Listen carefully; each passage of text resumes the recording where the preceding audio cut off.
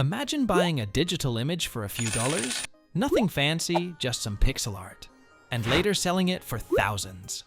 Sounds like a dream, right? Well, I lived that dream. I didn't come from a tech background, I wasn't a crypto millionaire, and I definitely didn't get lucky overnight. I just took the time to learn, made smart choices, and stayed consistent.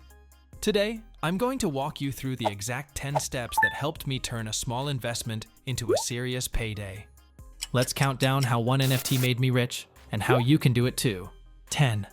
I educated myself first. Before touching a single NFT, I spent weeks, literally weeks, just learning. I had heard all the hype and the crazy stories of people flipping monkey pictures for 6 figures. But I didn't want to throw my money at something I didn't understand. I started watching YouTube videos that broke things down in plain English. I followed NFT creators and collectors on Twitter. I joined a couple of active Discord communities where people were sharing tips, projects, and even warnings about scams. The biggest thing I learned early on: not all NFTs are created equal. Some are just pump and dump scams. Some are cool art, but with no lasting value.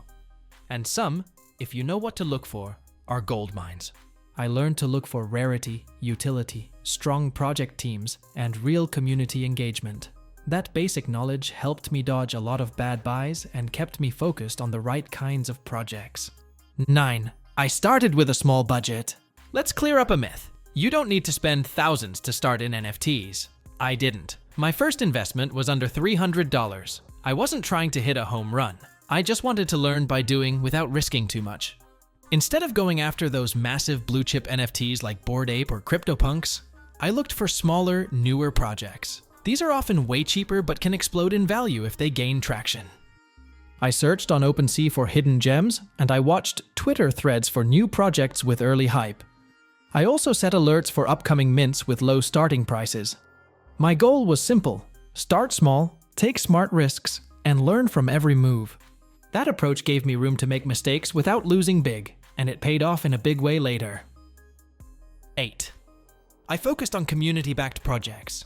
One thing that sets apart valuable NFTs from forgettable ones is community. If you've got a project with an active, loyal fanbase, it has staying power. But if the community is fake, lazy, or just full of bots, that thing's going nowhere. So I did a lot of snooping. I jumped into Discord servers to see how active people were. Were they chatting, helping each other, and posting about the project? Or were they just dropping emojis and hyping nonsense? On Twitter, I checked how many real people were following the project. I avoided accounts with thousands of followers, but no engagement. That usually means fake numbers. The NFT that made me money had one of the most passionate communities I've ever seen.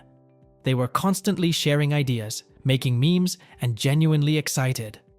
That gave me confidence to buy in, and it made it easier to sell later when everyone was looking for one. 7. I picked the right blockchain. Here's something most beginners miss. Not all NFTs live on the same blockchain. Ethereum is the most popular, but it's expensive.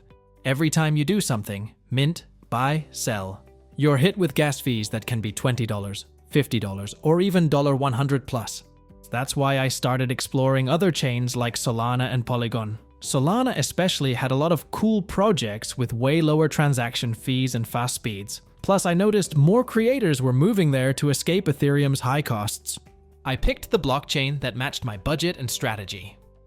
Ethereum was solid but pricey.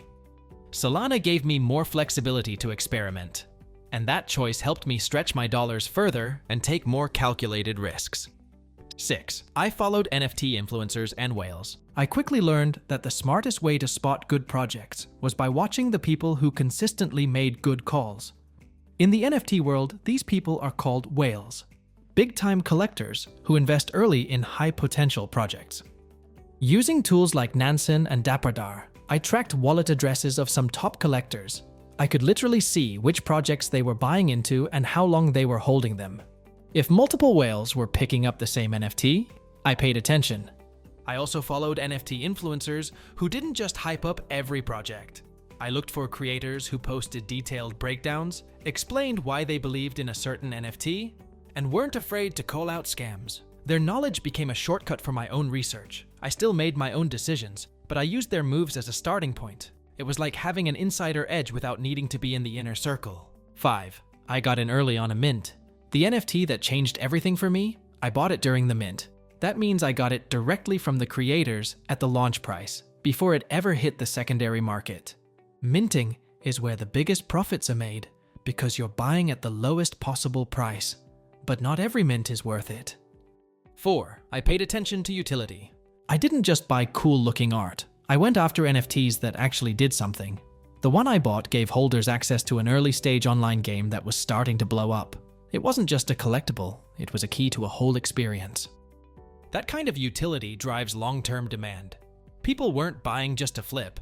They wanted access to the game, to future airdrops, to events. That kept the value rising steadily. Some NFTs come with staking rewards, some act like VIP memberships, and others grant early access to exclusive products. The point is, if it does something, it usually has more value than just a JPEG. 3. I flipped at the right time. Let me be honest. This is where a lot of people mess up. They get greedy. They hold forever, waiting for the price to 10x, and then it crashes. I learned from watching others that sometimes you need to take the win. I kept a close eye on the floor price of my NFT, the lowest listed price in the collection. When it doubled, then tripled, I paid attention. I didn't just guess. I used tools like NFT price floor and Twitter alerts to track movement. Once I saw a healthy profit and good buyer activity, I listed mine just below the current top price. It sold within 24 hours, and just like that, I made more from one NFT flip than I ever had from a month of freelance work. The key was knowing when enough was enough. 2. I reinvested my profits, and I could have just cashed out and celebrated, but I didn't. I reinvested a portion of my profit back into NFTs using everything I had learned so far. This time, I was even smarter. I diversified. One project with utility, one focused on art, one backed by a real-life brand partnership. Not all of them blew up, but a couple did really well. 1. I stayed consistent and patient. Look, none of this happened overnight. It wasn't a get-rich-quick scheme. It took time, effort, and a whole lot of patience. There were days the market was dead, projects stalled, and NFTs I liked lost value. But I kept learning. I stayed plugged into the communities. I asked questions. I supported the projects I believed in. Success in NFTs doesn't come from luck. It comes from consistency, from sticking to your strategy even when things get quiet, from making moves based on logic, not hype or fear. That's how I turned a few $100 into a real financial breakthrough. And you can too. So there it is, 10 steps that took me from NFT newbie to a real win. No gimmicks, no shortcuts. Just smart research, calculated risks, and good timing. If you found this helpful, smash that like button, share this with someone who needs to hear it, and don't forget to hit subscribe for more real stories and strategies that actually work.